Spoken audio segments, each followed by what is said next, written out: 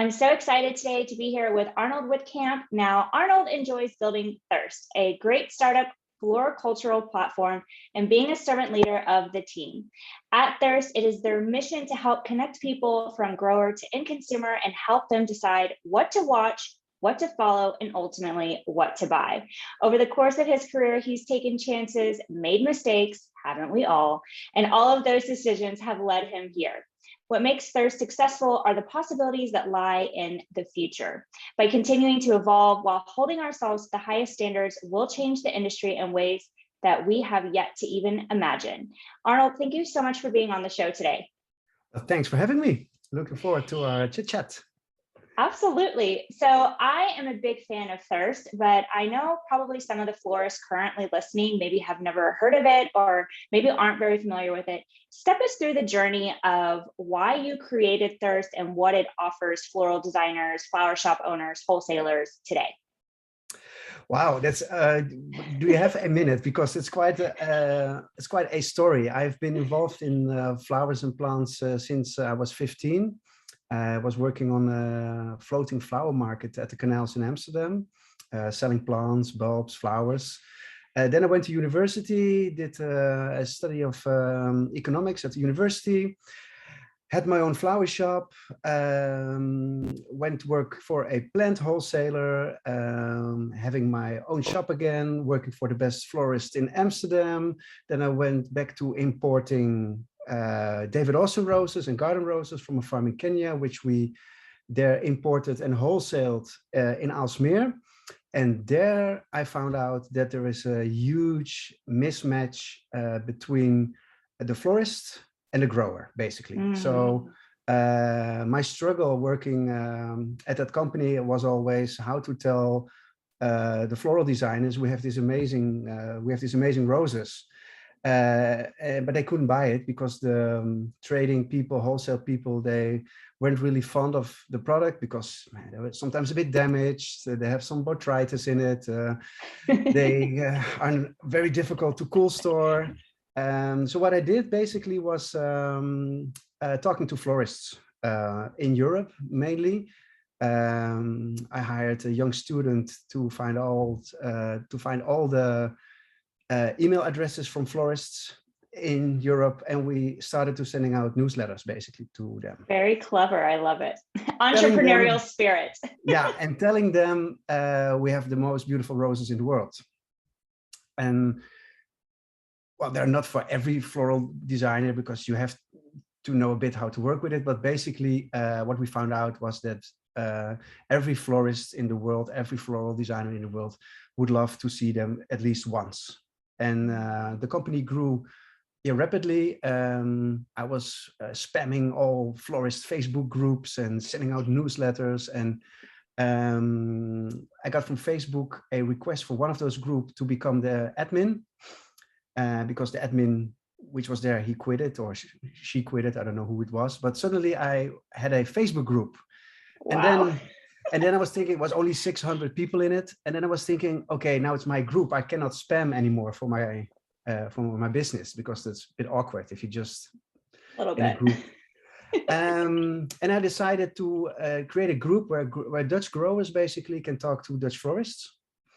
And then it was very successful. A lot of people watched the group. The group grew quickly. And I was thinking, wow, this might be a business model.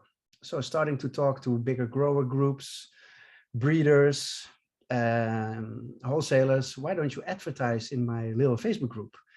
And they all said, nah, the Dutch market's very small. We have to talk like a person and we are corporate. Why don't you start something international? Because there's a huge need for an international platform where we as growers, breeders can talk directly to our end consumer, because the end consumer for most people is a normal private person. I always say we're all consumers, but for the grower and the breeder, the decision maker in the end is a floral designer somewhere. At least for half of what has been produced. The other half is going to supermarket chains and larger retailers. So the small retailer is a huge market for growers and breeders, and they can only reach them indirectly, and sometimes even indirectly, because there are so many people in between. Yes, correct. A friend of mine here in the Netherlands, he has written down 84 ways for a cut flower to reach a flower shop somewhere. Wow. Wow. So I that's knew supply chain 84 was different ways. complicated, but 84, that's a lot of hoops. And in the States, it's a bit different, because the growers from Colombia and Ecuador, they sell a lot of their produce directly to a wholesaler, and even directly to some floral designers. But here in Europe, we have a very strange system where we have cash and carries, which also stock the roses and then sell it in a web shop to somebody else, to another wholesaler. So it's a very difficult industry for a grower to inform his customer about his flowers or plants, basically. But I love that you created this platform, because you are spot on saying that the two need to be connected. I say from day one that your wholesaler is going to make or break your business, because ultimately they're sourcing the type of quality of flower that it is that you are going to give your client. And since we specialize in hotel floral design, corporate floral design, whatever we're putting in on day one has to look exactly the same on day 7. And if we have a 1 to 3 year contract, most likely every week we're putting in something new, we're reflecting the seasonality, we're trying to keep designs authentically local, we're trying to keep them inspirational. And so for us, having a really strong knowledge for floral designers, specifically hospitality and corporate designers, a strong knowledge of florals and a strong partnership with our wholesaler, who ultimately has a strong partnership with their growers, is imperative for success, and also to always stay above the competition. Exactly. And don't get me wrong, I think the wholesaler, importer, exporter, commissioner, whatever you might call them, they are a very important part of the floral industry. But, and that's I think a bit, but they should know their place, basically, and they should know they work for somebody. And today, and especially today when the flowers are so expensive and so difficult to get in some parts of the world, they are a filter you sometimes don't need. So they filter already for their customer what they can see or not see. So my belief is that for some floral designers or flower shop, that's perfect, because you can only choose from a certain selection, and when your wholesaler knows your needs well, they cannot show you everything which is available. That's impossible to buy. But in many instances, I think they can do a better job, and we are providing better info about what's available. I agree 100%. Still to this day, my favorite way to order is actually through Holix, which is a pretty unusual concept here in the States, but my local wholesaler is a broker for it. But what I love about it is I can see all the options on the screen, online, in real time. I'm not waiting to go back and forth to see if prices have changed. I'm not waiting to go back and forth to see if the color is still available or the quantity is available. And so oftentimes I do agree that wholesalers almost sometimes get in the way, but that's why I think this conversation is so important, because it's informing floral designers that there are other ways to learn about florals, to order florals, to create relationships with, like you said, with the direct growers themselves, because that also is a value add to your clients. As you're explaining to your client how you source and you have a direct relationship either with that buyer or with that grower, that only adds value to your end client, because you actually know where your flowers are coming from and why they're paying premium price for them. Exactly. And but still, I know the Holix company really well. For me, it's 15 minutes by car, and I know the people working. I know the people working there. They have got access to everything. So, and now you have the difficult part. When you have got access to everything, you cannot let all your customers choose from everything. So there is a filter. We have a a very common red rose here in Europe is the red Naomi. It's the queen of the red roses. Let's say there are 10 growers here. They have 5, 6 different lengths. They've got 3 or 4 different qualities. So when you want to buy a red Naomi rose, you can choose from maybe 1,000 different ones. So true. So, and which one is Holex showing to you in your web shop? 5, 10. Yeah. So there's always a filter, no matter what. And I know an importing company who is importing garden roses from Kenya, but from the larger growers. He has got 200 varieties. Wow. 200 varieties in 4 or 5 lengths. So which one is Holex showing to you? Are you looking for cappuccino roses? They are here, available, plenty. Do you see them? And that's the question. So for me, it's always, and when I do some work for that company, that's is one of the content partners we are working for, and his objective is to tell florists that he has got 200 varieties, which are basically always available. Wow. Yeah. I mean, you're right.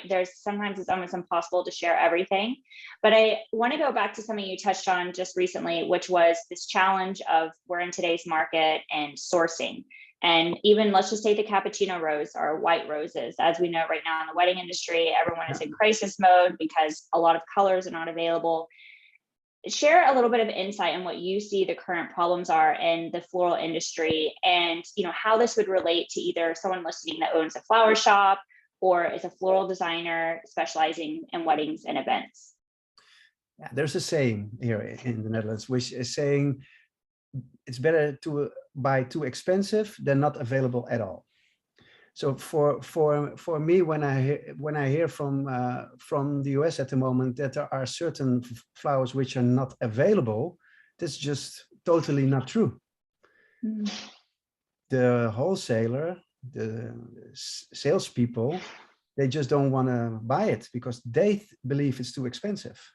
So they make a decision for somebody else. I think that's a big problem we have. And second, I think it's good that flowers are really expensive at the moment because, especially in the Netherlands, where giving flowers to somebody is a very common thing, and it is not a common thing. I think flowers and plants which are grown in the professional greenhouses, they are wonders of nature.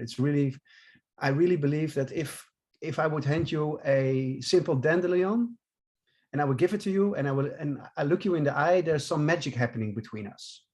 Only flowers can basically do that. So I think the appreciation for flowers and their price should be much higher than they are today. Instead of a commodity like a can of Coke, it should be something really, really special, and we should start treating it that way. And I think that is beneficial for all.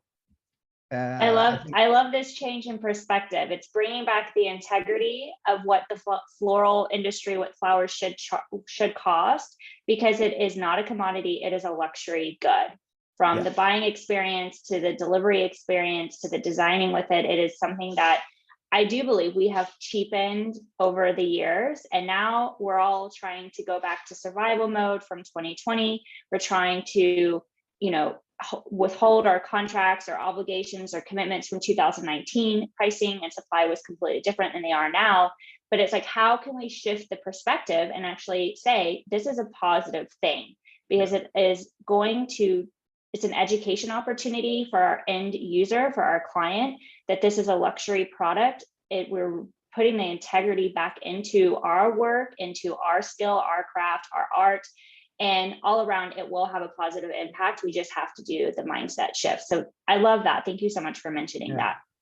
Yeah, and I really think that big growers, they should not show their greenhouses like it's some kind of industrial complex. I know farmers in Kenya who are coming from India, and they don't care if they grow pineapples or roses.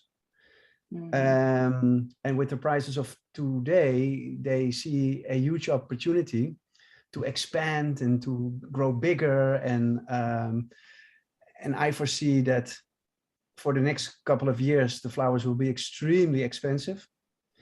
And then we have to do as an industry our part to keep that way, and don't let speculators try to change that again. Because I also believe firmly in sustainability goals, and I really believe that the cut flower industry in itself is not sustainable at all, because how sustainable is cutting a flower from a plant and let it die at somebody's home and then discard it? So we have to, and I think that is an issue we are not really aware of at the moment. But the younger generation, age 10 to 20, I don't think they will buy flowers that easily with that perspective in mind. And that's also what you see here in Europe, that it's a shift a little bit towards plants, green plants in your home, because that's sustainable. But the cut flower in itself is not really sustainable. So I foresee a huge problem for the industry in the coming decade. I love that you brought up sustainability. It's something that we absolutely need to talk more and more about in every facet of our life. There's been so many times that I've wanted to walk away from the floral industry just because everything I see isn't sustainable, from the packaging that everything comes into. Obviously, you have the freight, etc. And there was a time that I really tried to work with my wholesaler to ask her, like, which are the growers or which are the companies that, you know, provide product in sustainable packaging, whether wrapped in paper versus plastic, and just nobody cared. Nobody wanted to look into this. And it's something, it's like kicking the can down the road.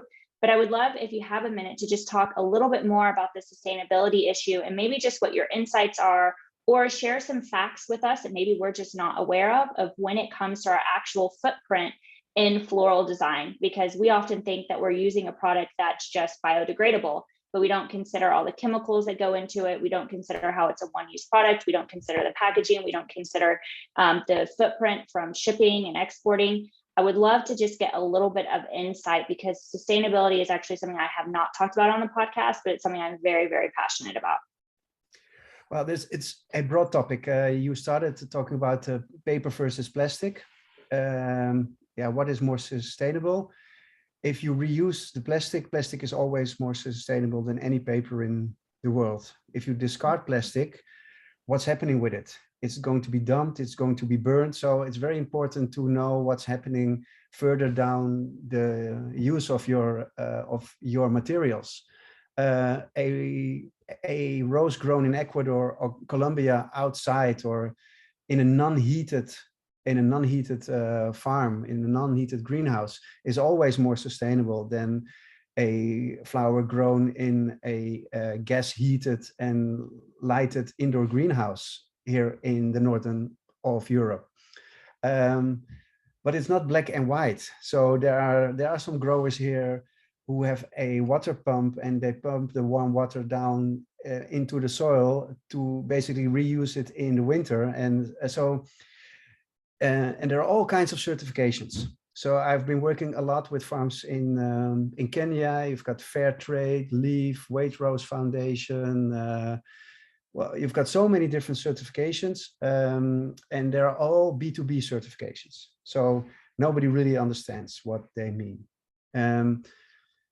I have had calculated what the footprint of a Kenya rose was sold in a flower shop in Europe. So we calculated the whole footprint from a Kenyan grown rose, including the fried, and then including its selling point somewhere at a flower shop in Europe.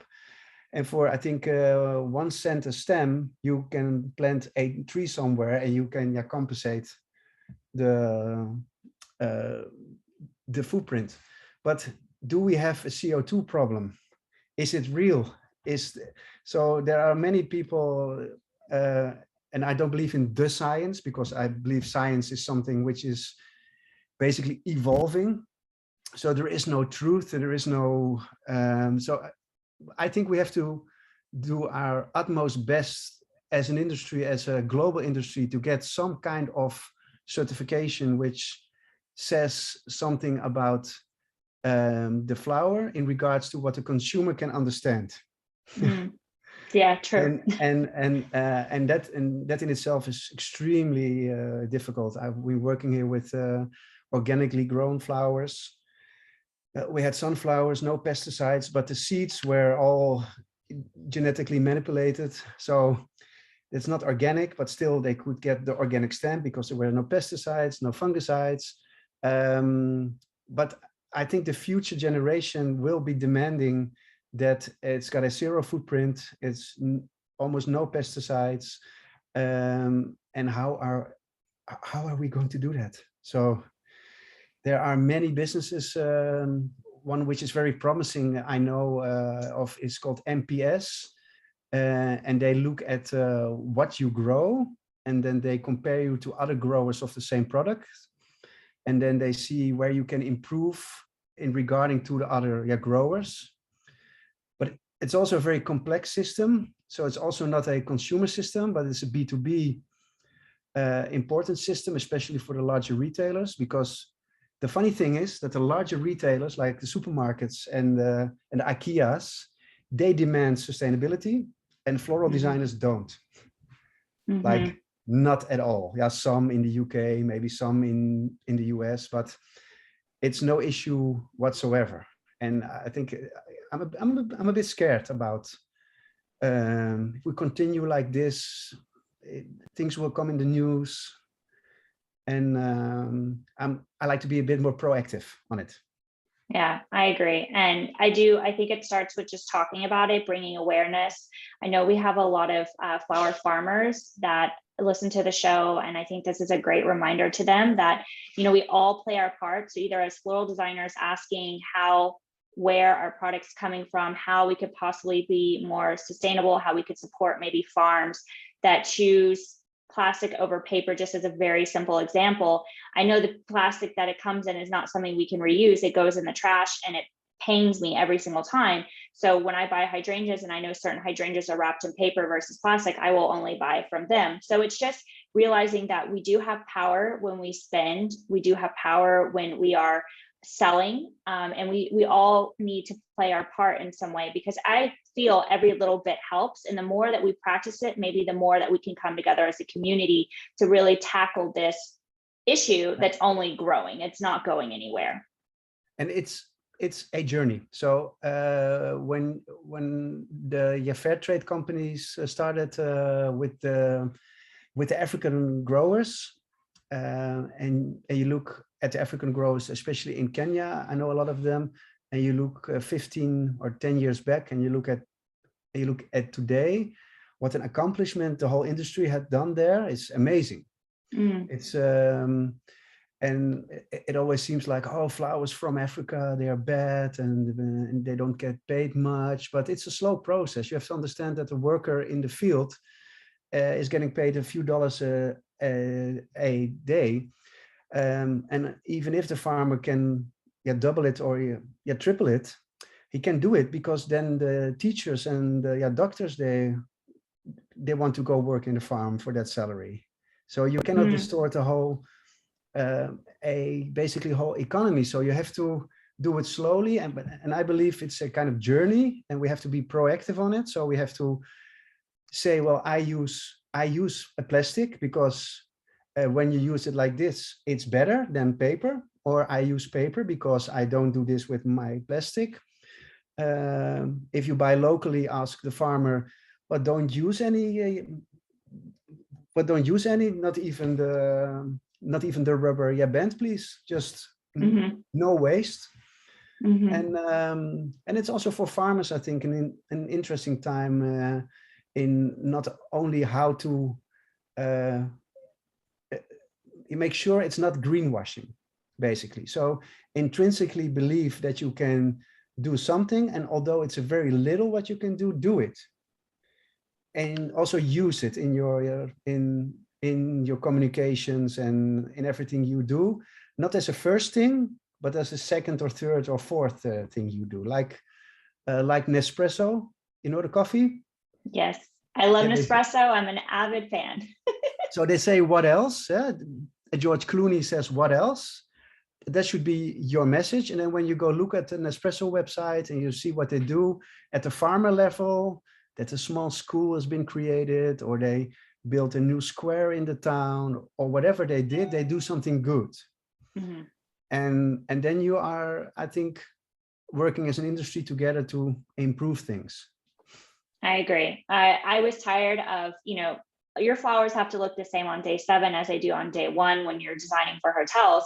And I was tired of throwing away this product. And so I actually created a nonprofit where we could have certain types of nonprofits that were allocated per month just come and collect the flowers. They would reuse them, so at least those flowers would be used up until their lifespan, and they weren't just ending up in the landfill for no reason.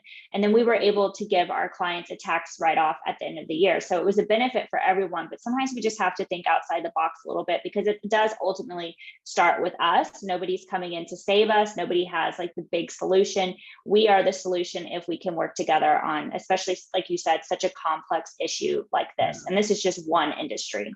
Yeah. And in the end, it's our customers who are basically deciding how to spend their money. And many, 1 second, even in the middle of an interview. It's my boy. It's raining. It's like raining like Aww. crazy. It's super wet. No, it's like I said, I'm a bit scared for the sustainability questions that are already here and remain unanswered. Mm-hmm. And in basically Europe, you have a few supermarket chains, and especially IKEA, they're on the forefront of what they ask from their growers. And the only thing they ask is for an improvement strategy. Mm-hmm. Mm-hmm. How are that you is doing, that is how one are thing you, I love about IKEA is they are starting to force, how their are you partners. doing better compared to last year? And if you're not doing better, we find somebody else who might not be better at the moment, but is doing its best to get even better than you are today. Mm-hmm. And give them a chance. And I think I could talk for hours about flowers and plants and designs. And I think that's a story I would like to share more on Thursd as well. But many people are very hesitant to talk about this subject. I think because it's uncomfortable, and we oftentimes somehow put uncomfortable and unsafe in the same room, but they're completely different things. So I think, like I said, the more we normalize it, the more we talk about it, the more we realize it's not going anywhere, the more we realize we actually hold the power to make some sort of change, the more we're going to see it. And the end of this month, I'm actually moving to Germany, and we're looking at IKEA kitchens the other day. And IKEA actually has a brand that's sustainable in 3 ways. So it's made of all plastic bottles. They incorporate, whenever they make anything out of wood, they have a process now that the scraps of wood are broken down and incorporated with these plastic bottles. So they're actually using all of the wood that they committed to, and they're not just throwing away pieces they can't use for the full cuts. And it's done all in a very sustainable way. There's a certain term that I've just lost, but it starts with us. So we could choose any type of cabinet, but if we want to see change, we want to support sustainability, we need to look into the offerings that certain companies are giving us. And like you said, it's the buyer that decides, because we decide where we put our money and the things that we support. And so, like you said, it's a very complex issue. Thank you. We totally went off topic on that, but I think it's so important to tackle.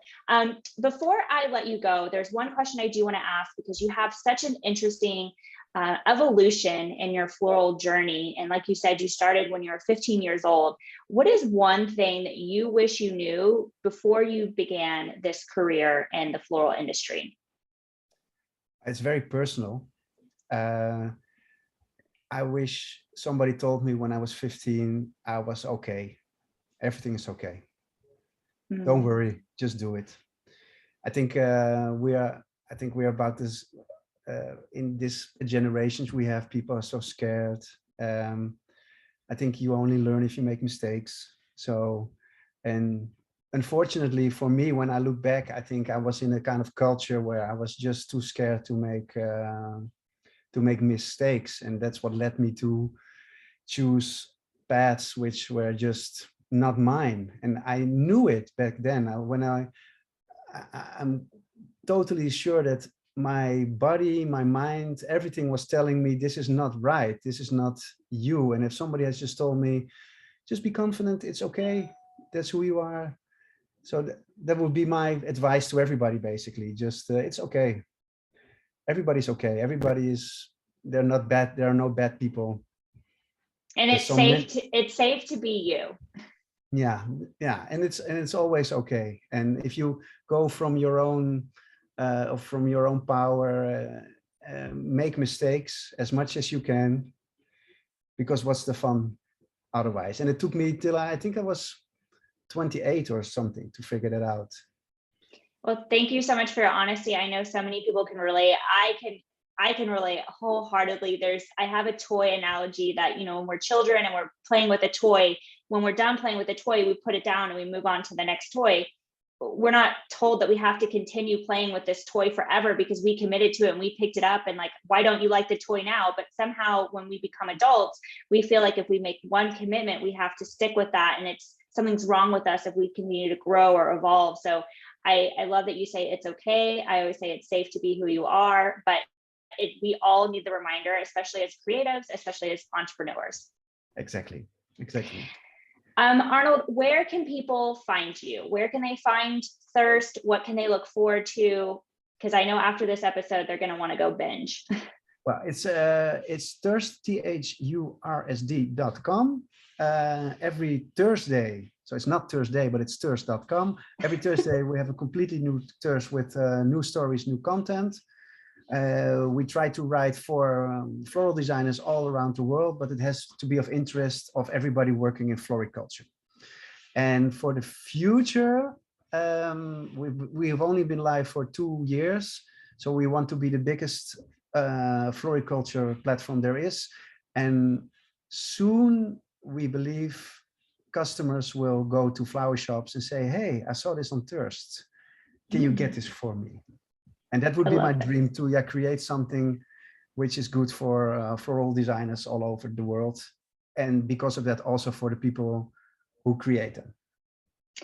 Well, Arnold, I can't wait for that to happen. When that does, we have to get you back on the show and talk about how you have the world's largest platform, because I would love to do a follow-up to this.